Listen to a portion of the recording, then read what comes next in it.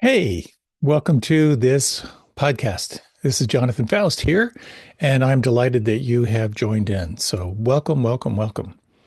Before we launch in with the meditation and then an introduction to this talk, which is an oldie but a goodie, a few announcements. First of all, I always like to acknowledge and thank the Insight Meditation Community of Washington for hosting this, and to our producer, Glenn Harrison, for his technical expertise in delivering uh, these ones and zeros to you.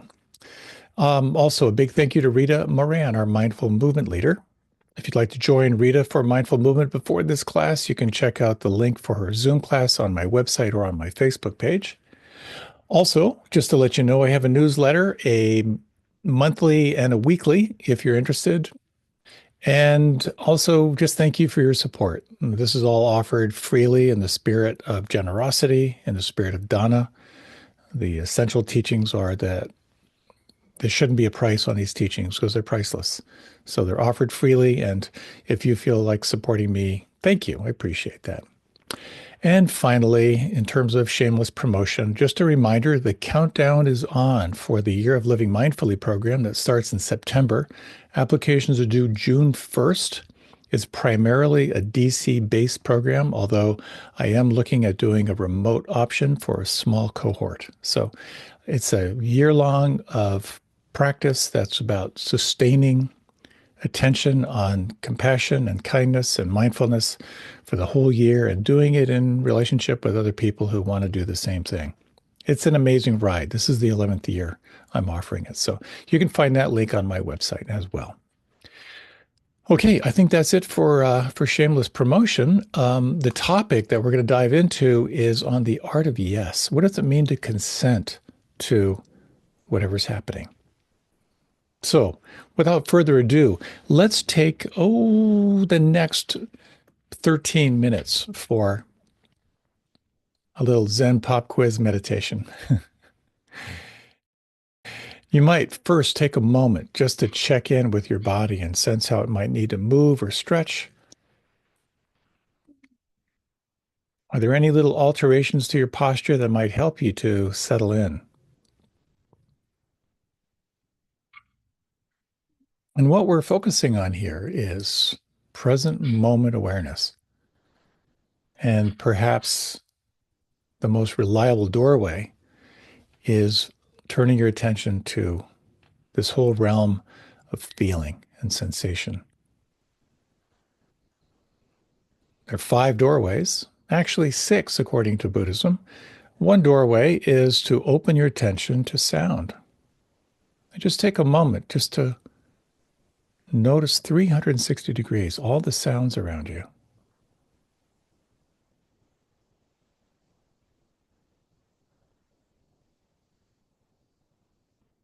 Another doorway is sight. If you have your eyes closed, notice the quality of the light beyond your closed eyes, perception of light or movement.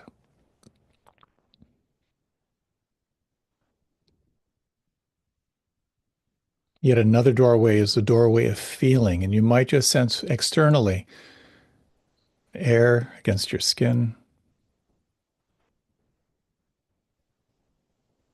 pressure points where you're sitting.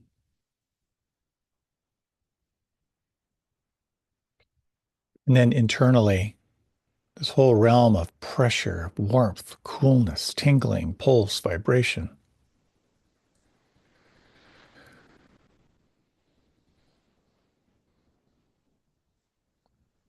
Another doorway is taste. Is there any lingering taste that you can perceive? Opening to smell. Are there any predominant smells? Any olfactory information that you can pick up?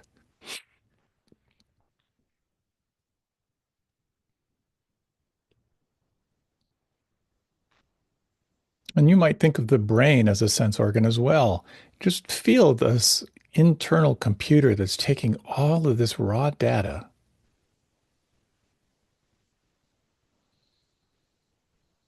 making it available to awareness through the realm of location, determining whether you feel safe or not, maybe generating a story or two.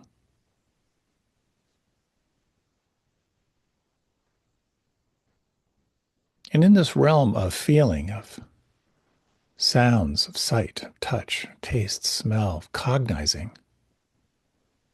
can you sense who you are as the observer of all this phenomena, all happening by itself?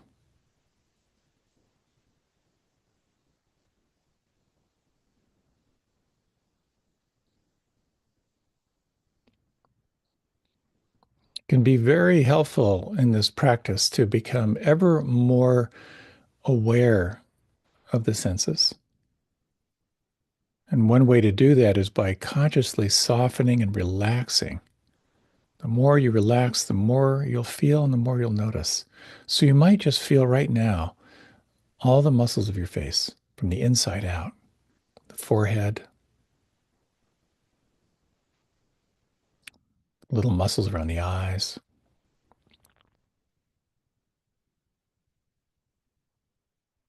Feel the face smooth.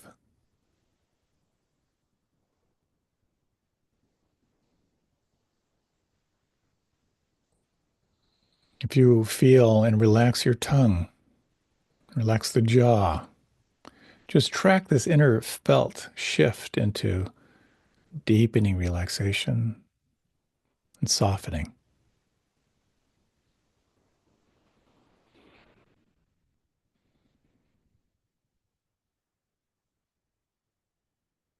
Sensing now the weight and the volume of your arms from the inside out, down through your elbows and down through the wrists. Sensing the volume of your hands and the perception of pulse, tingling, vibration, subtle energy, the space between the fingers.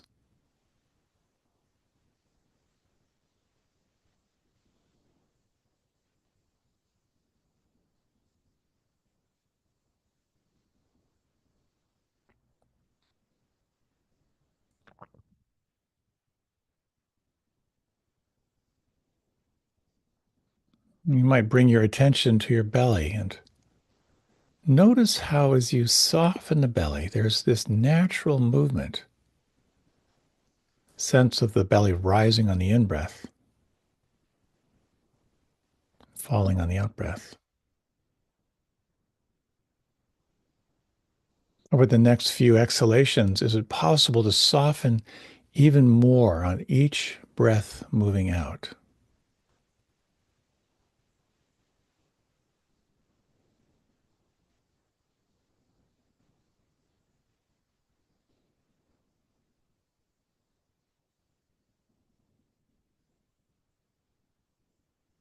Sensing from the inside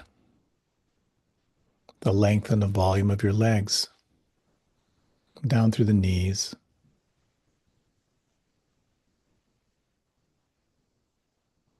and down through the ankles,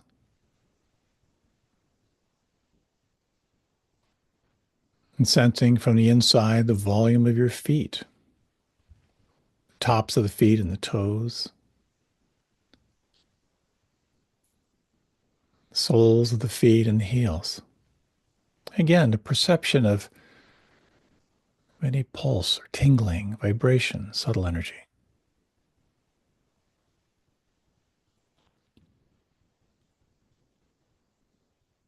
Is it possible to shift into a sense of deep receptivity, a quality of allowing?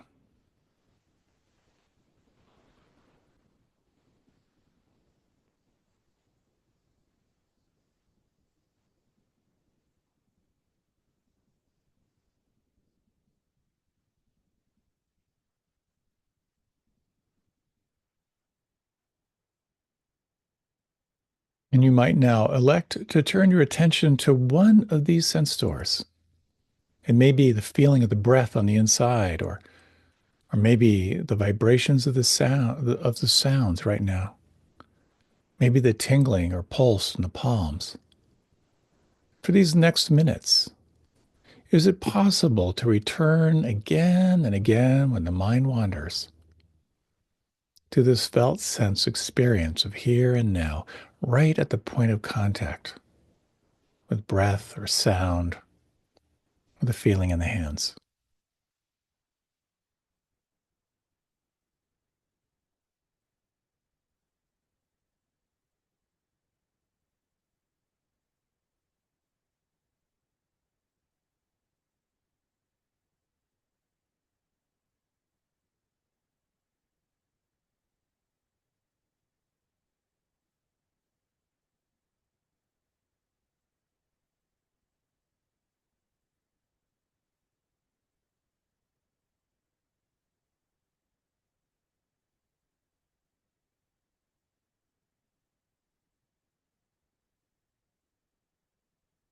As many times as your mind will engage and pull your attention into a story, that many times you can re-arrive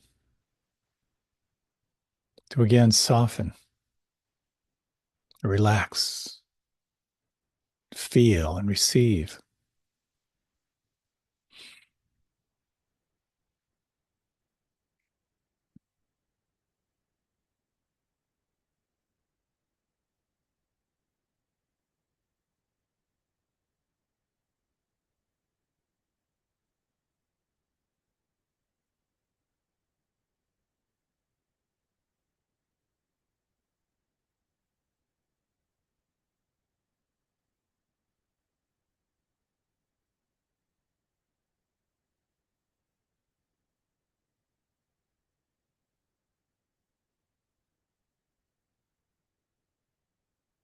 One element of this practice is to be awake to the felt sense of here and now. Yet another is to be aware of who you are as the observer, the witness of your experience.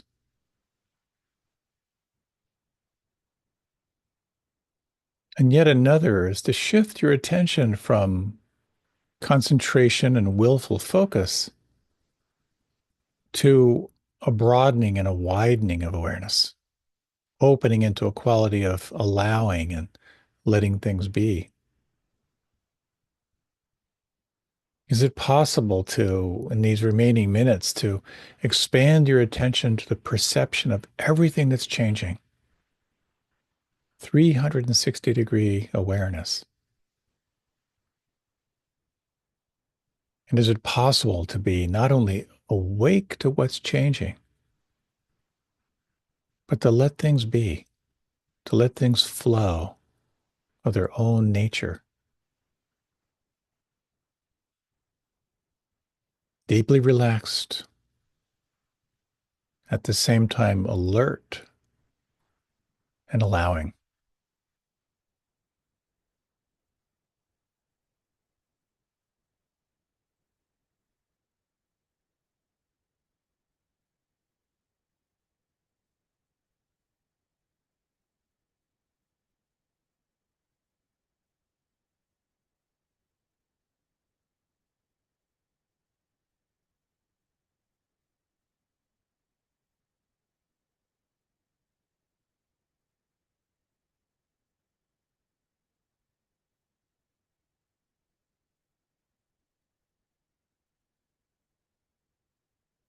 You might now deepen the breath.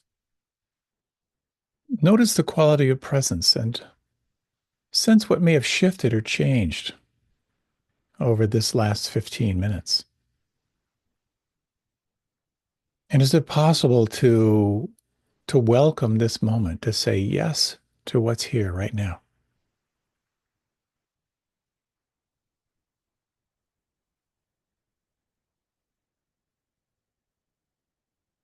As you're ready, you can deepen your breath and you can open your eyes or leave them closed if you prefer.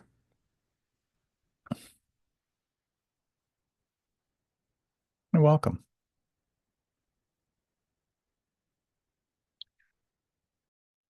There's a beautiful teaching that describes the practice of meditation as the practice of consent, consenting to what's here.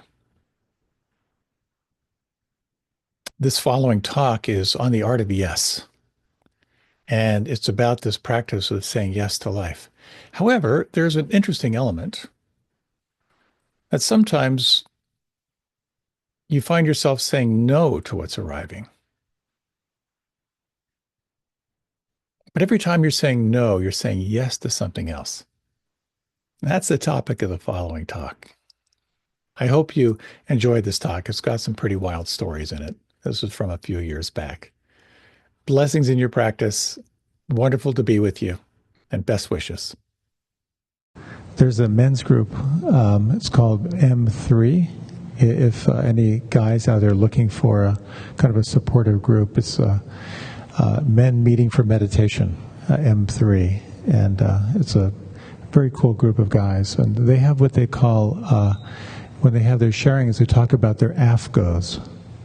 It's like, well, let me talk about my AFGO, and then the sharing will go from there. And I'll alter the words slightly, but AFGO means another freaking growth opportunity.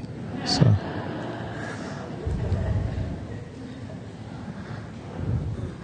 I'd like to talk a little bit tonight about the practice, a particular definition of the practice, and kind of a way of practicing. And a little bit about how to engage in the practice. What are the supportive qualities for this very simple but incredibly transformative practice of mindfulness? The best definition I have run across is really kind of a two-part definition. That practicing mindfulness is practicing present moment awareness. It's the practice of here and now. The little thing to add on to that is non-judging present moment awareness. That's the practice. Coming to the here and now and cultivating a quality of non-judging awareness. It sounds so simple, but it's not. One of the many growth opportunities I had this summer was going to Europe for some adventure with my wife and for some teaching. We led a day-long retreat in Amsterdam. We had 300 people, which was really kind of fun. And then Tara gave a talk in London on her way back, and she had like 600 people. It was really kind of a wild ride. But preceding that, we kind of designed our own, well, Tara kind of designed our adventures. And a couple things we would have done differently. One was flying to Bologna and completely jet-lagged, having to drive through the mountains of northern Italy to where we were going. So we kind of arrived, of course, didn't sleep at all, and it was morning there. And in the exchange with the rental car agency, I had ordered a little Fiat, a small little Fiat, and I remember hearing the word upgrade, and the upgrade was to like a full-size station wagon, in these little Italian roads. And we took the back road. Incredibly dumb. At one point, somehow, as we were leaving Bologna, we ended up getting on the autostrada, on the main highway.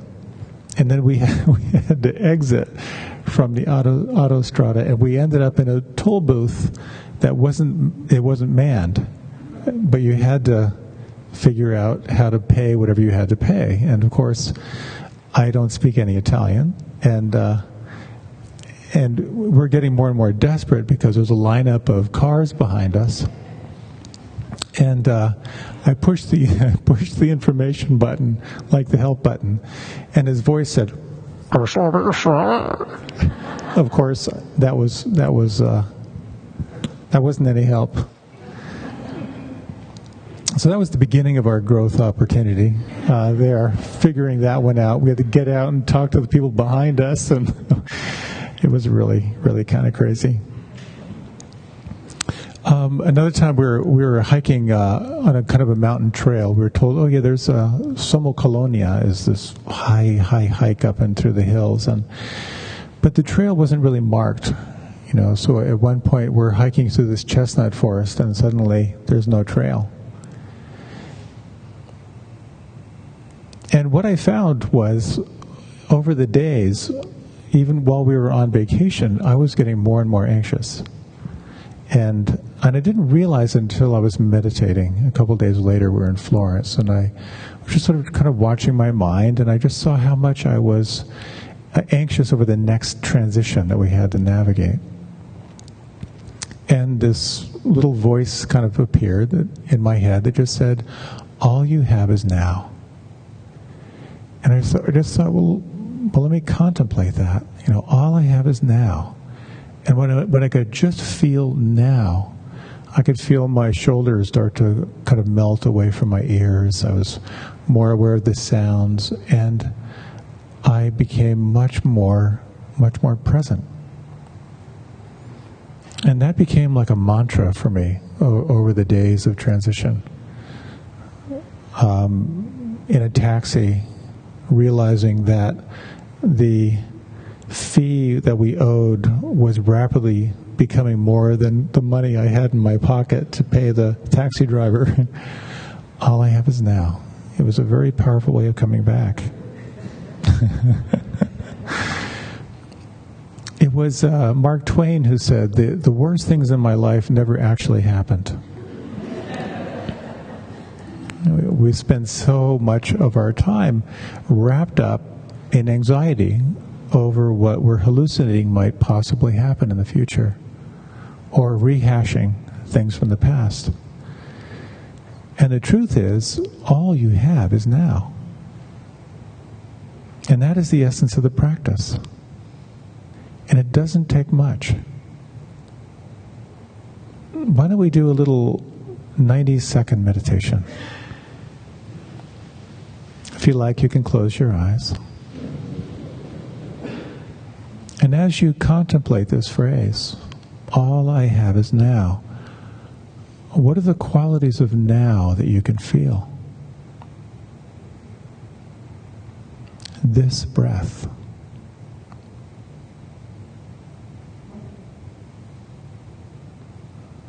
These particular sounds.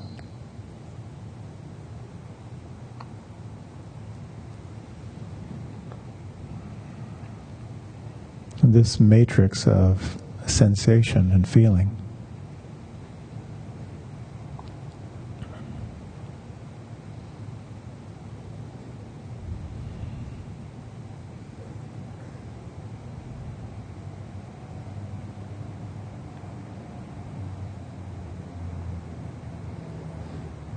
Present moment, non-judging awareness.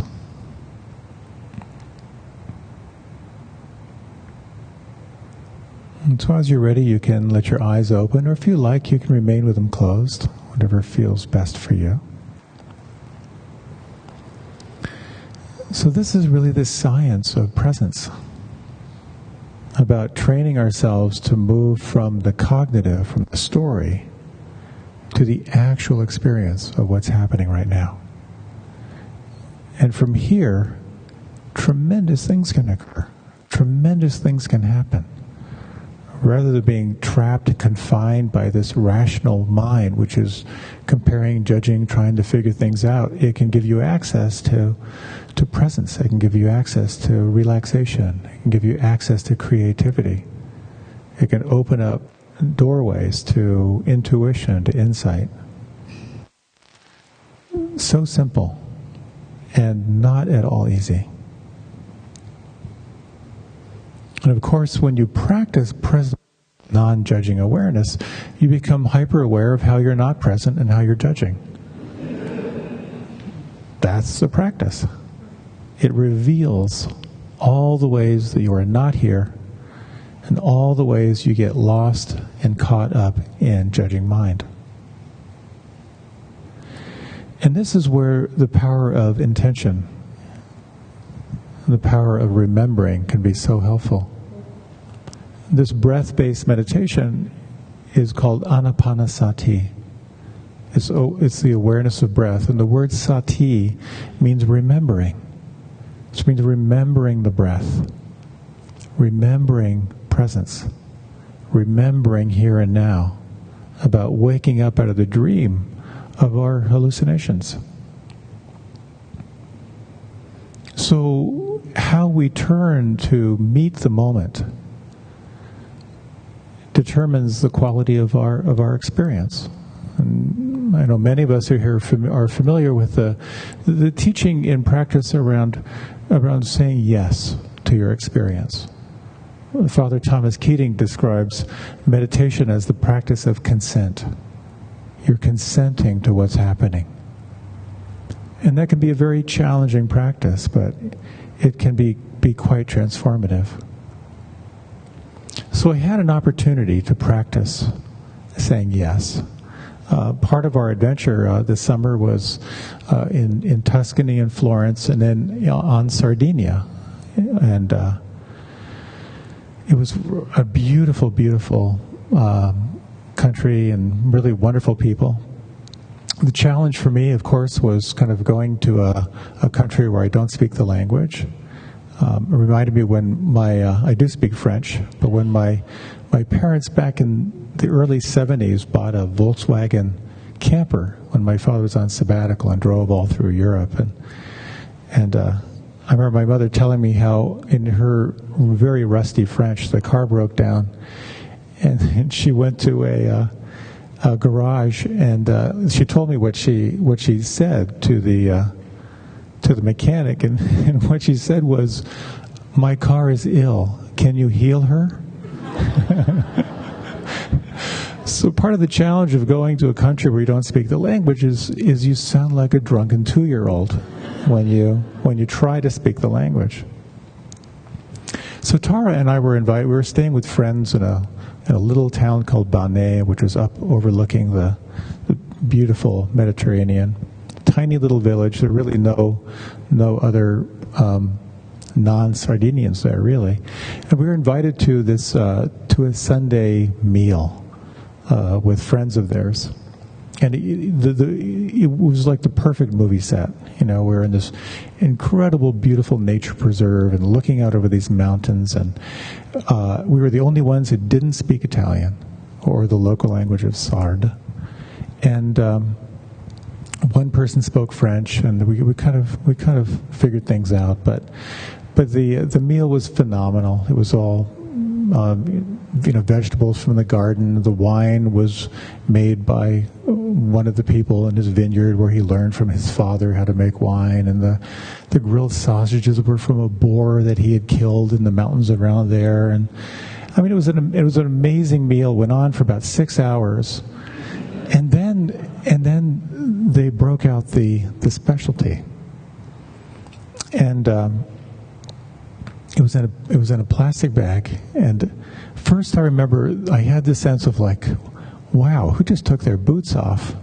It was a really kind of a pungent smell, And then they kind of opened up this container, and I grew up on a farm, and I know what a dead groundhog smells like.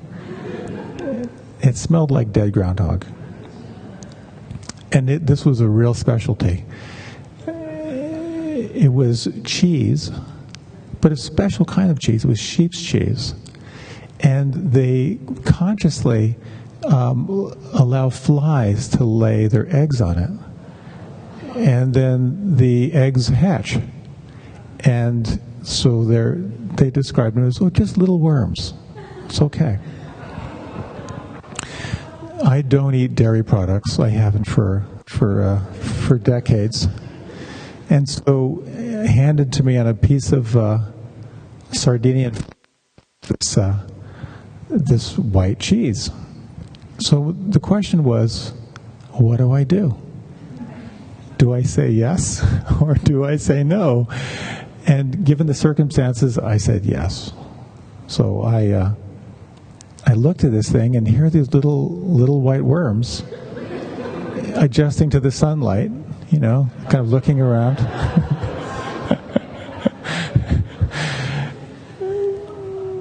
It was, how do I describe it? It called for more red wine. I'll leave it at that. I looked it up when I got home, and the word worm is really maggot. And so it was an opportunity to say yes to an experience.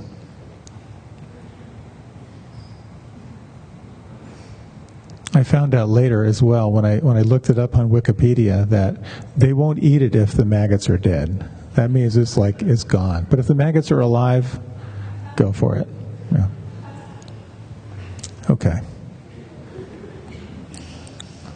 So the question becomes, there are two fundamental questions in the practice of mindfulness, and I've, of course, talk about this a lot because it's so foundational.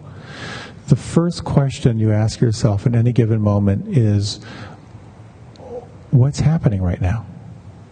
What is my experience right now? Just identifying what's here. Not your story, not your embellishment, what's here. The second question, can I be with this? Can I say yes to this?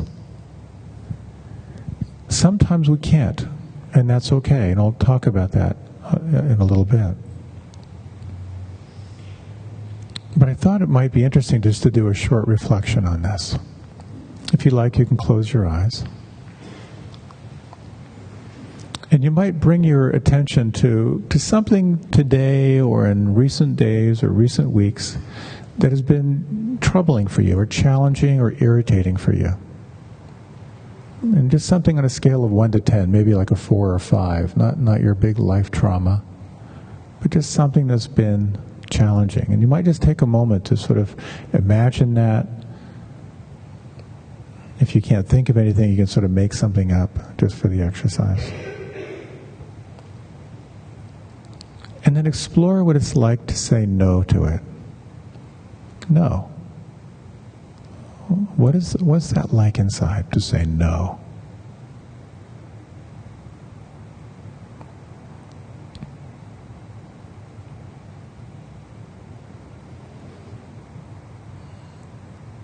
And now, what is it like to say yes to it? To allow it or make room for it? And as you do so, just track what it's like on the inside. What do you notice? What do you feel? Just take a minute for this exploration.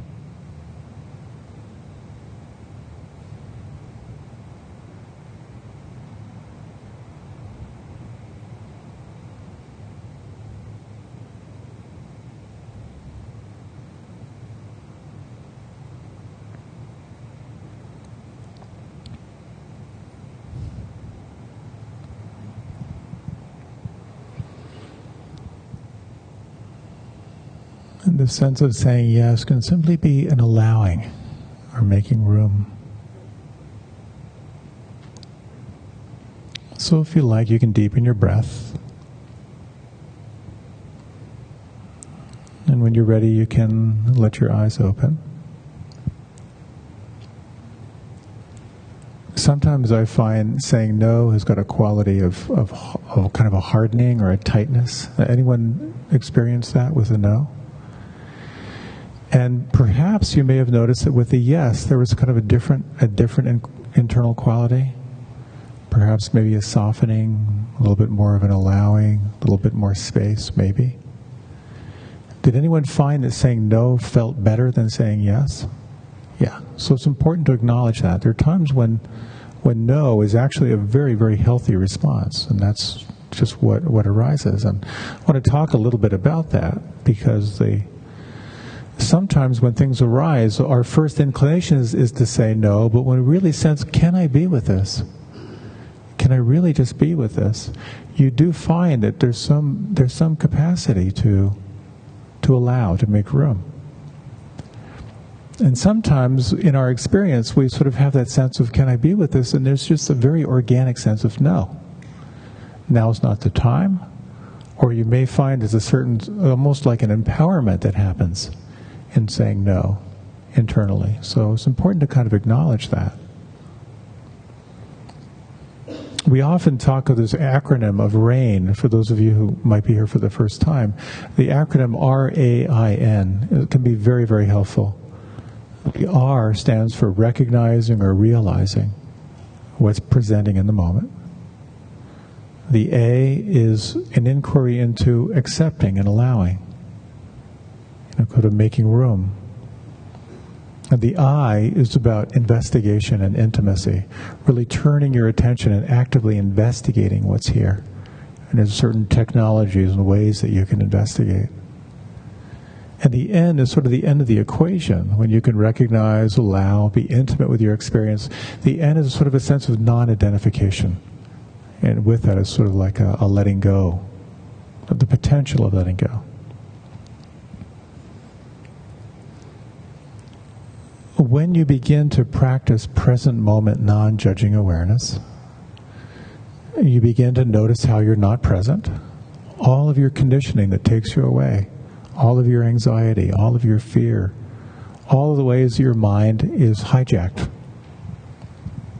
And of course, you notice how the mind is caught in judging and comparing all the time.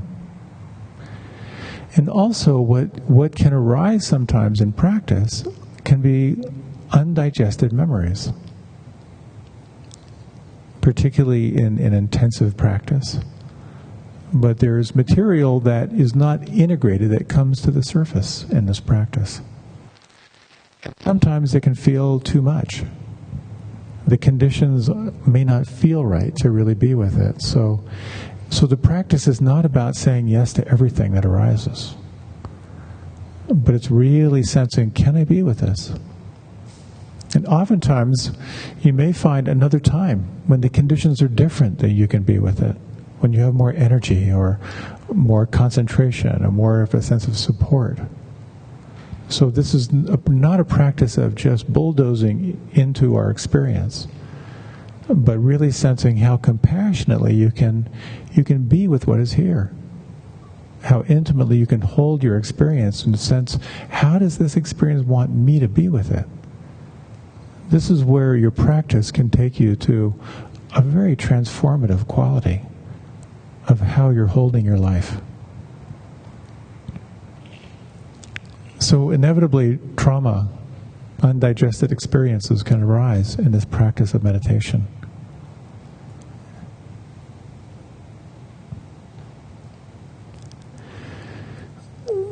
I like to note that in my own practice, I have what I call maintenance meditation and transformative meditation.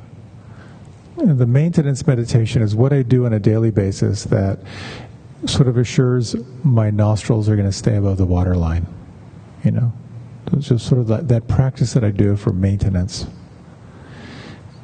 And then there's the practice that I engage for transformation, which is, meditating for longer, meditating in groups, doing more intensive practice. The power of this practice is extraordinary, and you may feel called to meditation because you've read about it or heard about it. That we certainly know from all the studies of this practice, it'll change your body. When you practice on a regular basis, present moment, non-judging awareness, your physiology will shift. When you turn your attention inward and you relax, when you turn away from kind of anxious thoughts and come back to the here and now, a certain homeostasis begins to reset. You shift from the trauma response to the relaxation response. Different hormones, different neuropeptides are released in the brain. Your enteric nervous system begins to respond in very dynamic ways, and many people report more of a sense of presence, a little bit less anxious, a little more creativity. Emotional equilibrium gets enhanced. This stimulus and response opens up a little bit for people in practice. Things happen and you react. That gap can open up a little bit with the practice. Mental clarity, intuition, all get enhanced through this practice. So the practice of saying yes to your experience, I have found to be tremendously helpful. Because it brings me to my intention. What is most important to me? And this is a question we all have to move into with deeper and deeper intimacy, particularly as your life gets more complex. What's most important? As Shunryo Suzuki said, the most important thing in life is to know what that most important thing is. I'm really struck by how, in this practice of saying yes to life, of how saying no is also saying yes. Saying no may be saying yes to something else. And I thought I would just kind of lead a little reflection on this because I found it helpful for myself. When I moved down to Washington about 10 years ago, I didn't know anyone in the area, and no one knew me, and so I had some anxiety around, engaging and finding meaning and contributing and gaining livelihood and so forth. So my inclination was to say yes to kind of everything, and very quickly I got overwhelmed, invited to be on boards and doing fundraising and stuff like that. And I realized that I had to start saying no. And I felt bad, because I felt like I was turning people down. And then I realized that by saying no, I was saying yes to something else. As I got more and more overwhelmed, and I really wanted to do more creativity and more writing, that whenever I said no, I realized I was saying yes to the creative projects I wanted to engage into. So just this morning I ran across a little thing in Lifehacker, if you know that site, where Alexandra Franzen, I just have to acknowledge her, because she wrote a really, really cool piece about how to say no. Because we are asked all the time for our attention.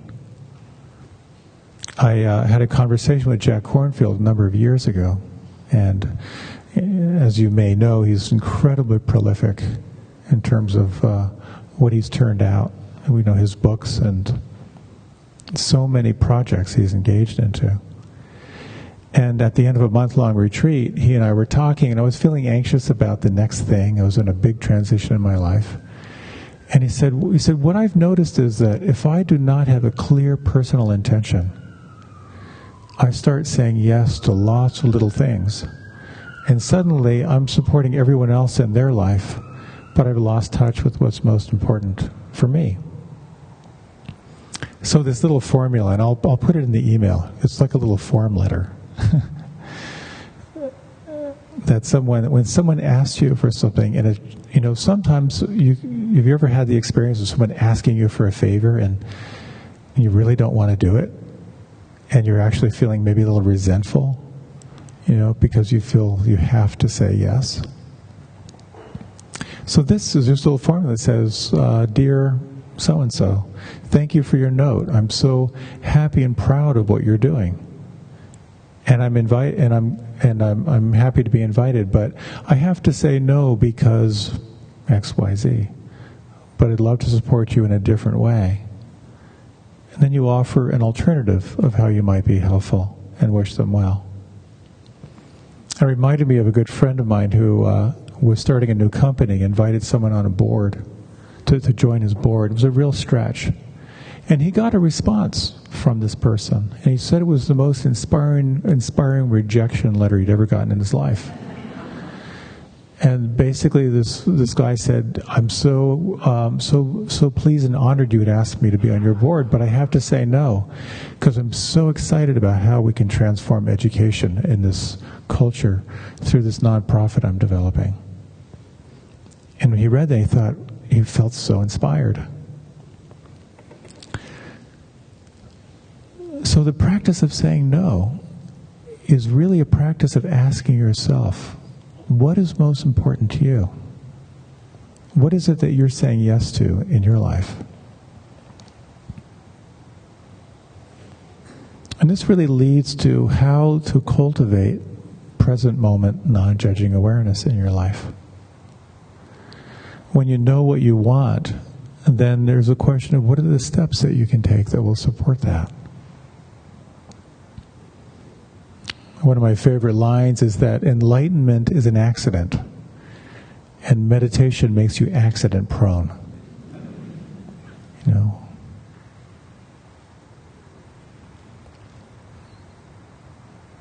This practice is based on 4 basic tenets, the 4 noble truths, the 4 cornerstones of practice, the primary insights that the Buddha had in his awakening. The first being that suffering happens. When you come into form, suffering is part of the experience. The second is that there's a cause for that suffering. And suffering can be described as stress, as unsatisfactoriness, as unsteadiness. Those qualities of mind. It happens in human form. And there's a cause. And the cause of that stress or dissatisfaction or unsteadiness has something to do with attachment. It has something to do with clinging. Anything you're complaining about in your life, anything that's not going the way you want it to, at the core will be something you're holding on to. The third of these noble truths is the cessation of suffering. It is actually possible to let go. Whatever you're holding on to, it's possible to let go. And the fourth is that there's a path. There are technologies, there are practices, there are observations, there are restraints that will support you in that practice of letting go and reclaiming who you truly are. So what are those qualities that cultivate that? It reminded me of a story of a long time ago. There was a bishop in the church who was going out to visit monks who were out in remote locations to give them instruction, make sure they were doing things properly. And he was sailing out to the small island to visit these monks who were out there. And there were these 3 monks who were doing this chant. They were chanting the Lord's Prayer, but the words were completely garbled. And so he instructed them, and he was very irritated, but he told them exactly what the words were and how you say them. They were so grateful, and they wanted to really know how the prayer really, really worked. And so he felt very self-satisfied, at what he did in creating this instruction. And so they were rowing him out to his sailboat to kind of go on to the next place. And they started sailing away, and these 3 monks were running across the top of the water saying, wait, we forgot the words.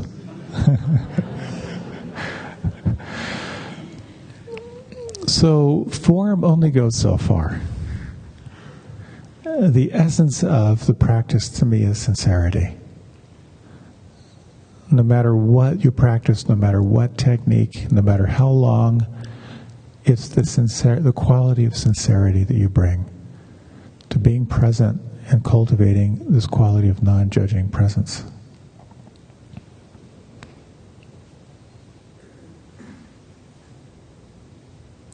I think for many of us, we're called to the moment for a number of reasons. We are in times of, I think, unprecedented stress on the planet. Many of us are at a time of life where there's less time in front of the car than there is behind the car, in the rearview mirror. The complexity of our relationships, the complexity involved with our commitments, all of that require a stepping back, a pausing. So there are some things that have been proven to be helpful. One of them being a daily practice. Something you can commit to on a daily basis that will help you to remember, whatever that may be. And to me, that is one of the most intimate questions to ask yourself. What can you commit to on a regular basis? I oftentimes tell the story of when I was teaching at the World Bank for a number of years. I taught a 5-week course in mindfulness, and there was I believe a Russian woman who's a kind of a manager, and she enjoyed the classes, but she said, it's a daily practice, I have no time. And I said, well, how about 10 minutes? She goes, no, I do not have 10 minutes. I said, what about 5? Could you do 5? No, do not have 5 minutes. I said, well, we talked about mindful moments, before you answer the phone, take a breath. When you're booting up the computer, close your eyes, little moments you can build into the day. And, that was helpful. But then she came into the next class, she was all excited. She said, I have figured it out. When I plug in my electric tea kettle, from then to the time it whistles, that is my meditation time. I feel the breath, I scan the body, it's good. And I thought, that's fantastic. And then later I realized it kind of depends on how much water you put in the tea kettle. But something you can do on a daily basis. There is, I have a few handouts, I'll have more. There's an organization, we call it an organization, but kind of a supportive technology developed by Mo Ejlali, who did the Year of Living Mindfully. It's called Telesangha. You sign up for a certain time, your phone rings at that time, and you are connected to a little Sangha. And it's a facilitated meditation. They're now experimenting with some guided meditations. I have one recorded for them. And for 20 minutes, you sit with a group, and then there's a little check-in at the end, and then you kind of move on. And I know a number of people who have found this to be very, very helpful. You sort of have this commitment to whatever time you sign up for. And now there's some people, they'll kind of do their yoga beforehand, then the phone rings and they're connected. So that's a really wonderful way to engage into a practice. If you find guided meditations helpful, there's some great podcasts out there. I have guided meditations as well. There's an app called Insight Timer, which is a whole networked way that you can connect with people and create some accountability. But the trick is to find what it is that you could commit to on a regular basis.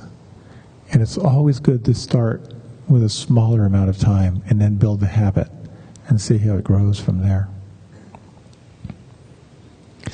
The second faculty that can be very, very helpful are to find some times of intensive practice.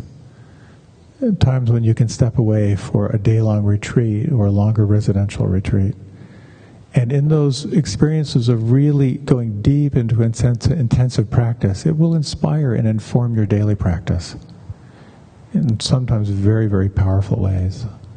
And I'll be sharing different resources. I know that Tara is leading a retreat coming up in a few weeks, and I have one next month.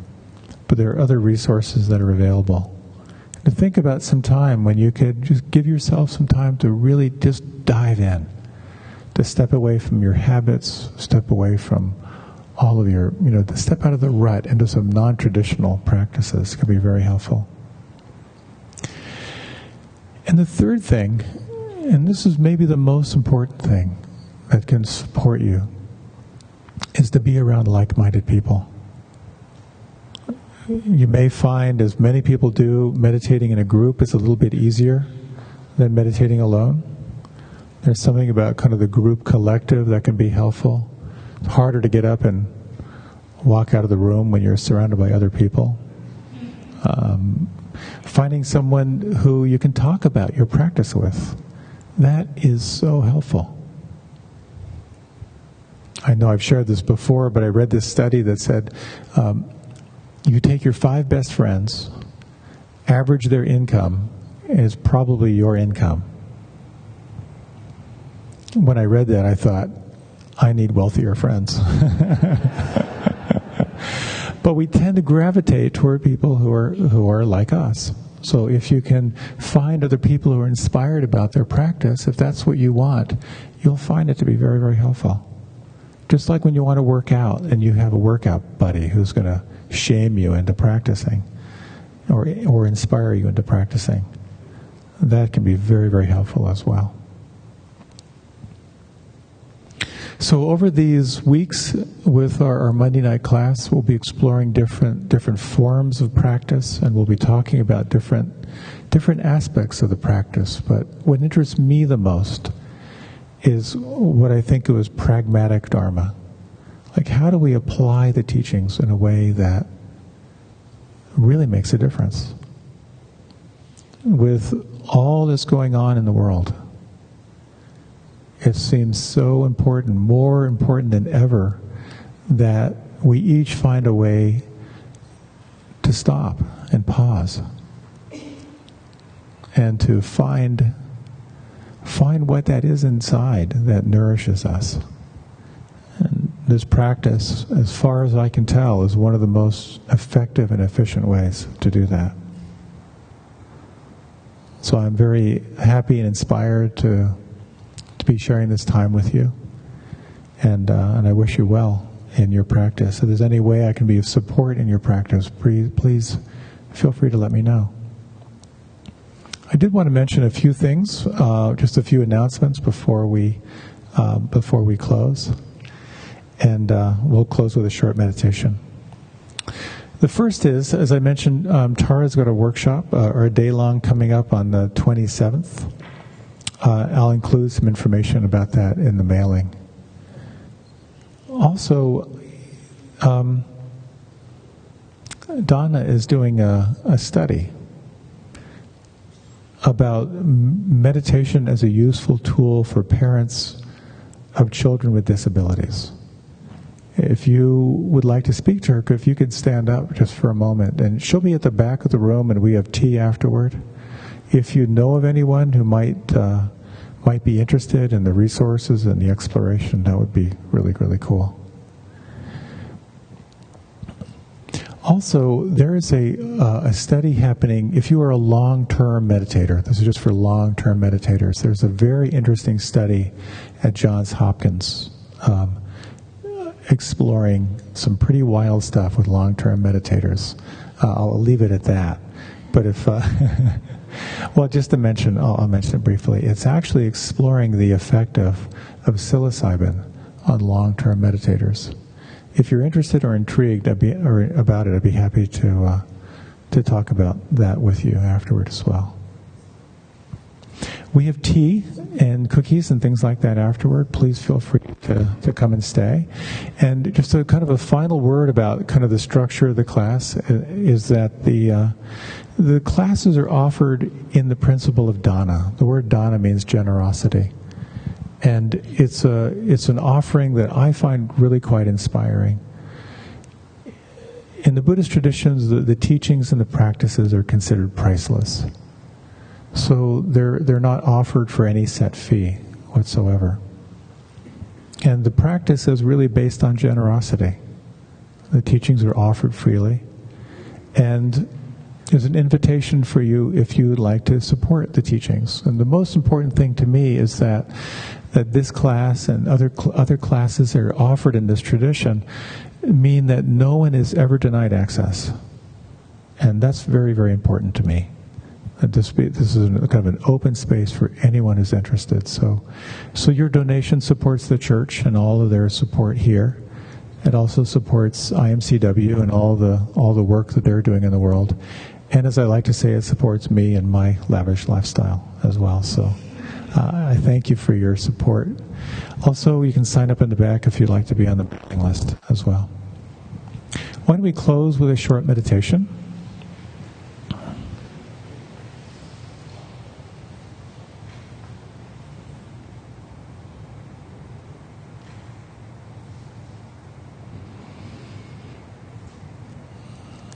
Just noticing, again, this quality of present moment awareness. Where do you feel the breath the most predominant?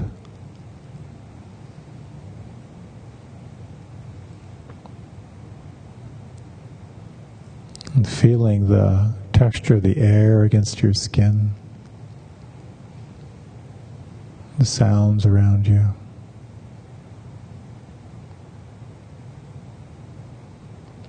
Can you feel the space inside your thumbs and fingers?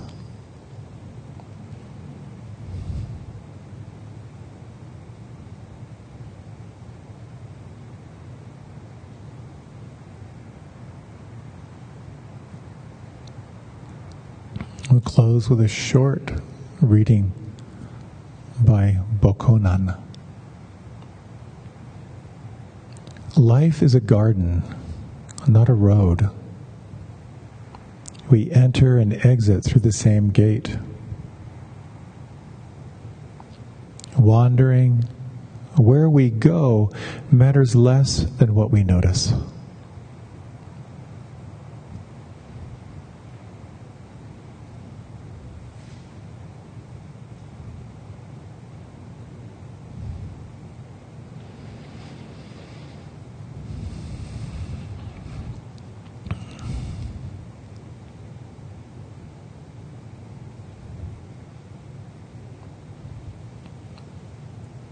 And gently now deepening the breath. And when you're ready, gently letting your eyes open. Thank you for your kind attention. It's great to be with you. Thank you for coming. Please do stay for tea and whatever they've got out there.